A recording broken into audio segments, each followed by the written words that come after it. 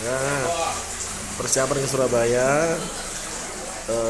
halal bihalal PKDP di Rumah Gadang. Ini Pak Mawardi pertama datang, baru kita.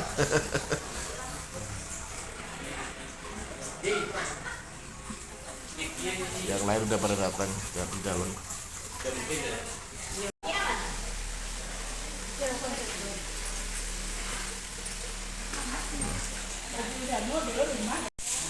Nah, siap-siap berangkat kita.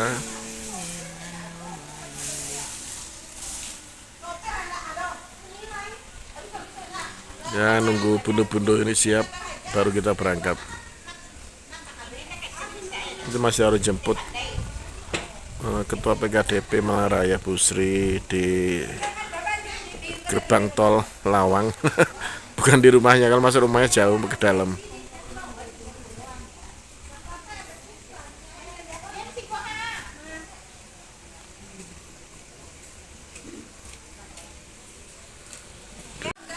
Kita berangkat. Sebetulnya masih capek ini. Saya kunci. Busri masuk dulu, Busri. Duh, kok gelap? Terus sini, Bu. Udah. Enggak. Pak Kocong ikut. Enggak, sama anak. Nunggu pos ya. Iya. Bisa? Bisa, Bu. Kurang kenceng.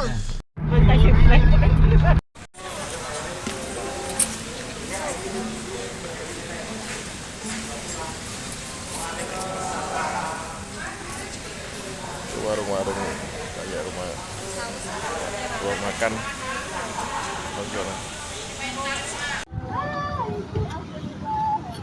Nah, ibu-ibu. Rela ibu-ibu. Rela di pasrah alai. Alah, ya bisa nang ya. Angkat tangan. Nah, ini tempat acara di sini, pemirsa. Baru mau disiapkan penduduk. Oh ya, Ngetes. kita dulu. Ngetes cemong.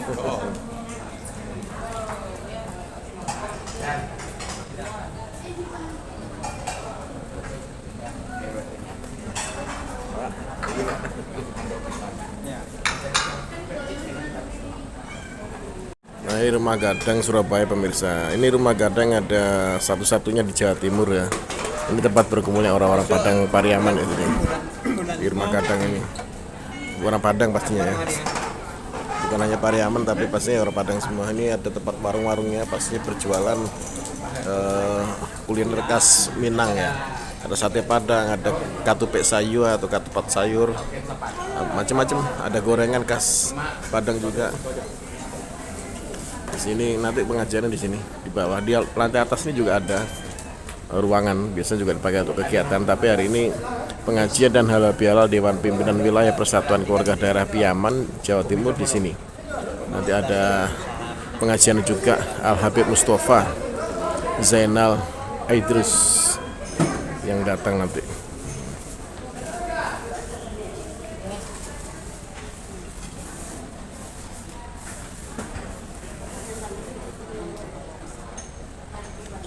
Mampirnya di sana sama Ketua PKDP Malang Raya, Busri, Ketua PKDP Malang Raya, Mamiria Sekretaris PKDP Malang Raya.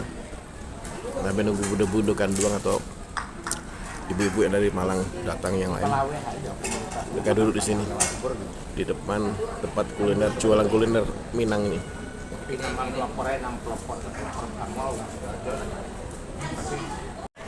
Oh, ternyata Rumah Gadang yang di Surabaya di Gayung Kebonsari ini menurut Pak Mawardi yang udah lama di Malang juga, Pak ya, udah lama di Jawa Timur. Ternyata ini satu-satunya ya di Indonesia ada Rumah Gadang di provinsi ya, di Jawa Timur, di Surabaya. Oh, jadi tempat lain nggak ada, Pak ya, Kak? Kota lain nggak ada ya? Oh, gitu. Jakarta pun nggak ada.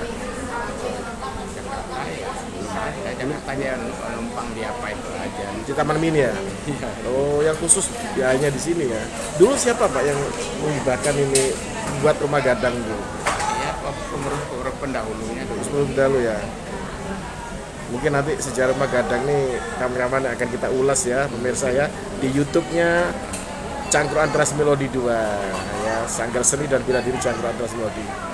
Nah, itu udah datang yang lain.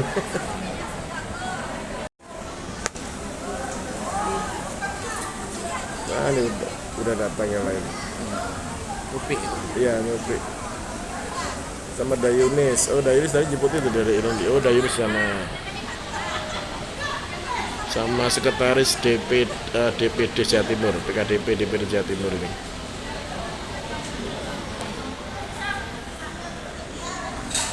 Jadi ini yang tanah ini yang punya dulu orang hebat. Ya, jadi Pak Rahman Tamin ya dulu Pak ya. Yang bangun ini pertama kali ya. Bukan yang punya tanah. Oh, yang punya tanah ya. Itu salah satu ya, saudagar kaya ya.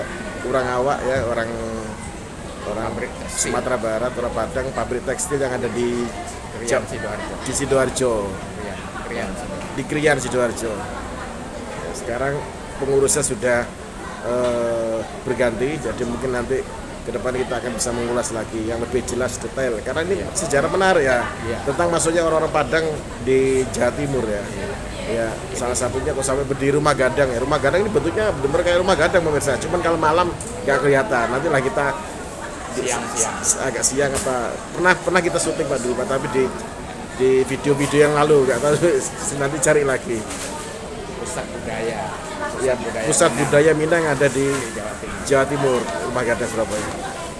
Halo Bu Lurah. Wah, nih, orang Padang datang. Laris loh. Laris, malah dibatin.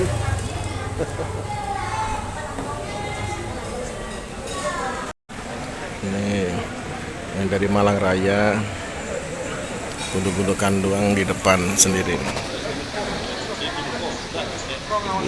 Bu Sri duduk di atas karena nggak bisa duduk di bawah.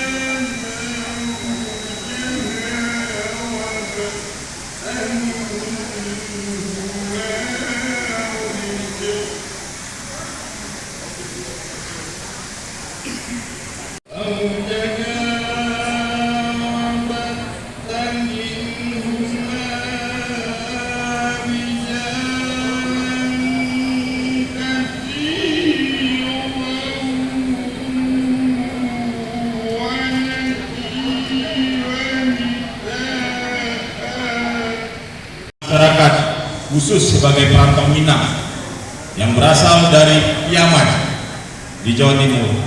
Persatuan dan kebersamaan adalah kekuatan utama.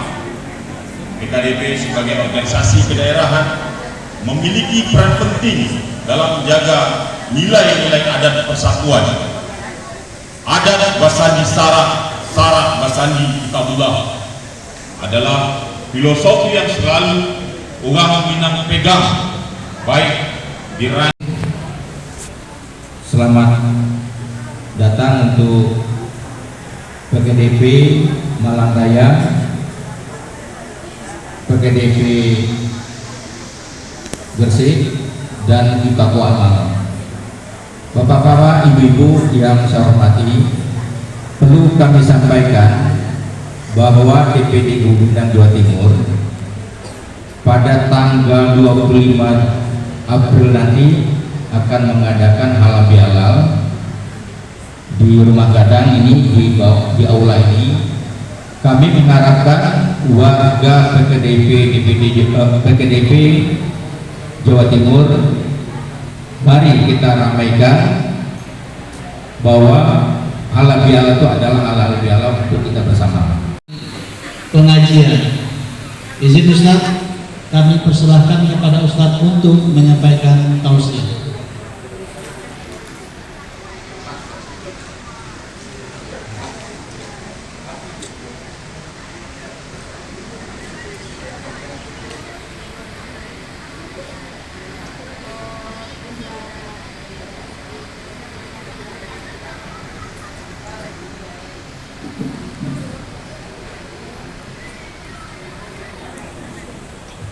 Bismillahirrahmanirrahim. Assalamualaikum warahmatullahi ta'ala wabarakatuh.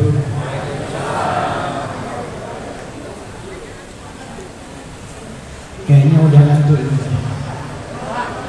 Belum? Atau belum makan? Tapi itu buah habis banyak kayaknya. Assalamualaikum warahmatullahi wabarakatuh.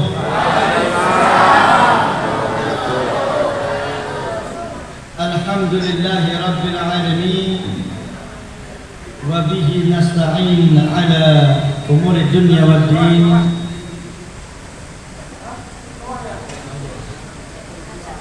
Nanti ustadznya minum sambil berdiri kali.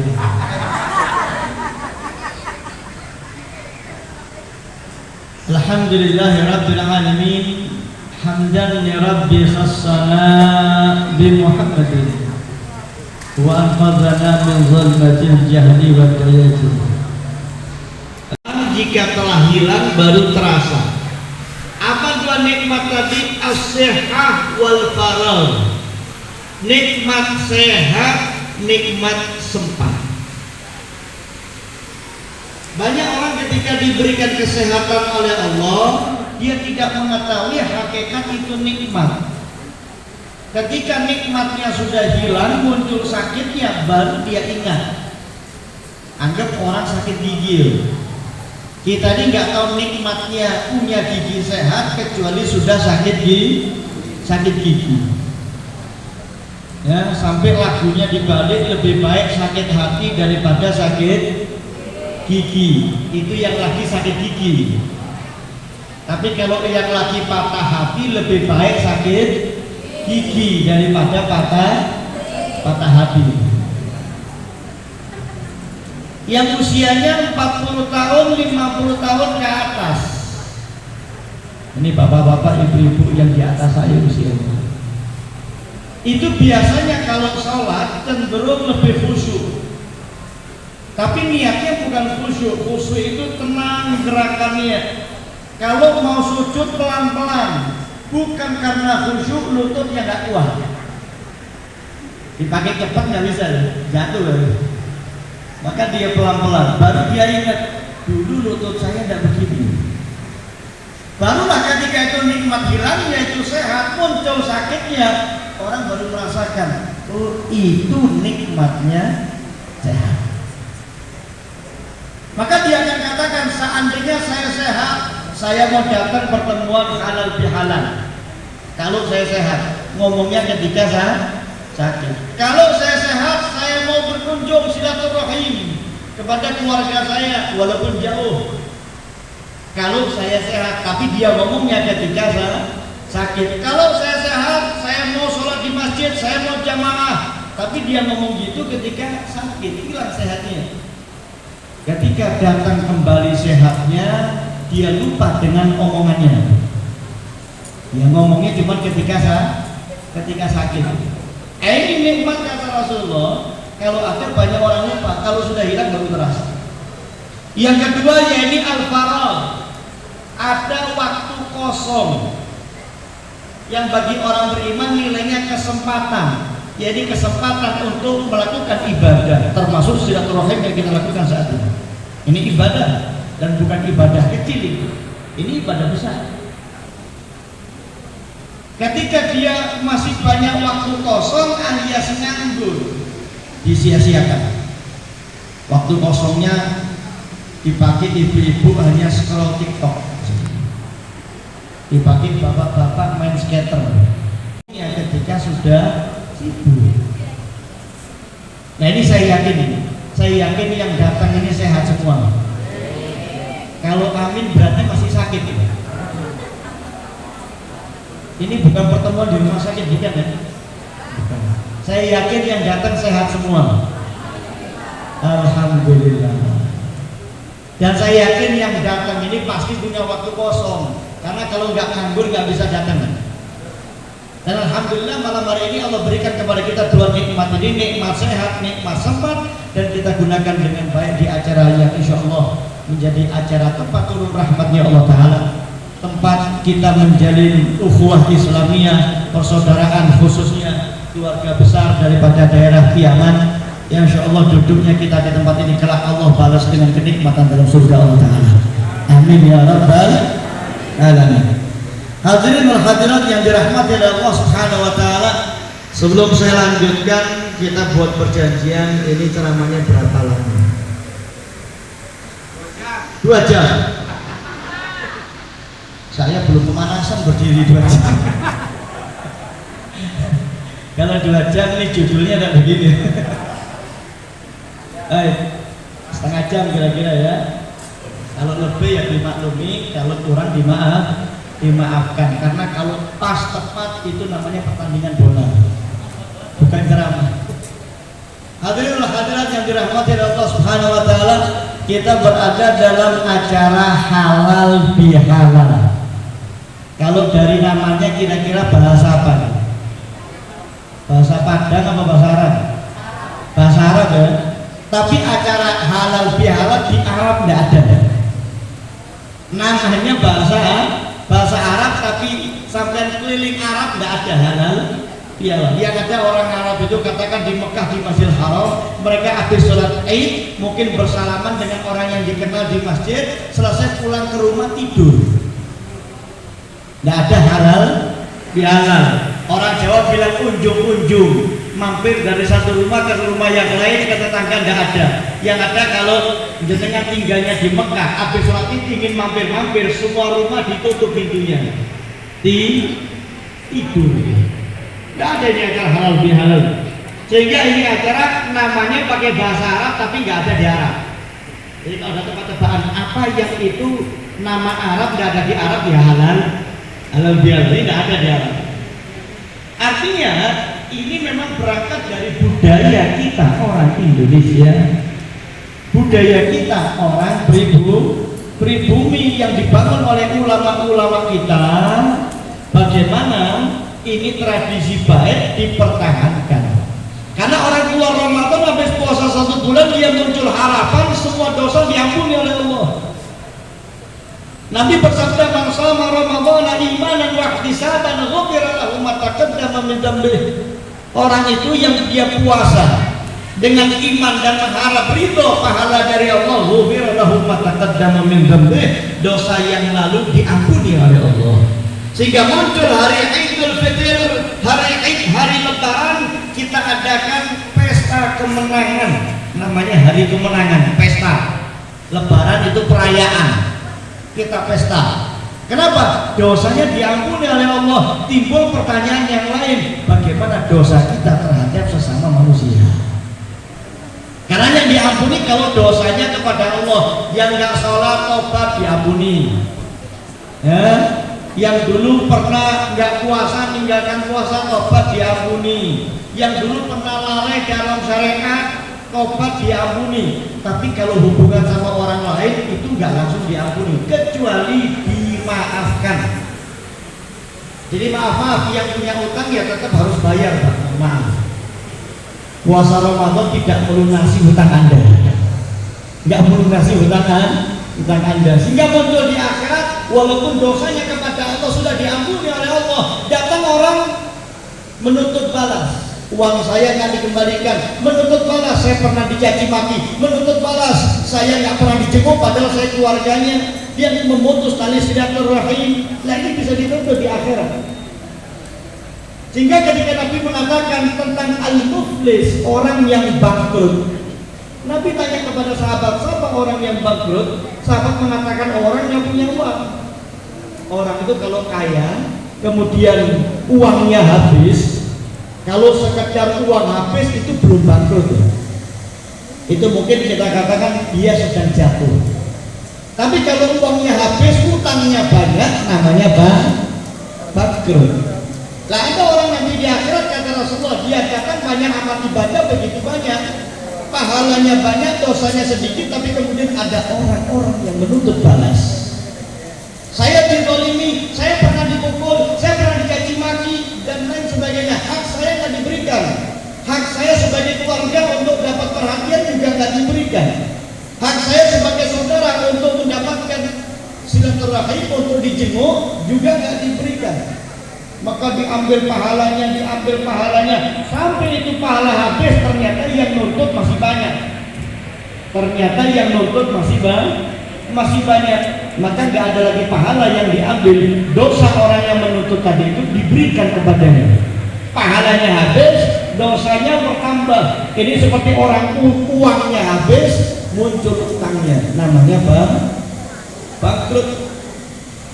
Saya halal dengan yang kamu lakukan, alias saya sudah maafkan kesalahanmu, maka maafkan juga, halalkan juga kesalahan saya. Bahasa orang sekarang kosong. Nah ini halal bihalal. Timbul pertanyaan, munculnya kapan sih halal bihalal? Istilah ini muncul kapan? Saya katakan tadi di Arab tidak ada. Munculnya kapan? Ada beberapa versi. Versi yang pertama ini tidak populer, tapi ini termasuk versinya juga, tapi nggak populer. Dulu di Solo, di kota Solo, sekitar tahun 35, tahun 36, itu ada di Taman Sriwedari, ada orang India jual martabak. Sumatera Barat kan banyak orang India.